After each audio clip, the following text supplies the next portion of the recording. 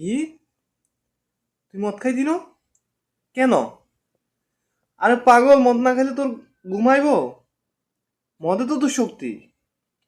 আরে ভাই, টাকার সমস্যা নাই, টাকা আমি দিব। কয়জনে গরমে না বিক্রি করবো। তারপরে বন্ধু তুই মদ খানা ছাড়িচ্ছে। মদ খাইলে অনেক এনার্জি হয়, দেখো না আমার থেকে ওই সময় ভালো লাগে, আমাদের থেকে ওই সময় ভালো লাগে, কোনো টেনশন আসে না। আরে বেটা, তুই টেনশনে মরে যাবি মদ খানা ছাড়ি দিলি। মদ খাইবি, মদ খাইলে শরীরে এনার্জি হয়। আরে পাগল, এনার্জি হয়, এনার্জি। আরে ভাই, সবসময় কি বলস? তোর কে বলছে? আরে আমি, তুমি নিজে না খাইতি না, আমারও খাইতে দিতি না। আমি এত ফালতু হয়ে যাই না, বুঝছো? আমার কাছে মদ আগে, বাকি সব পরে। মদের মধ্যে তো একটা ভিটামিন আছে, নাকি তুই জানোস?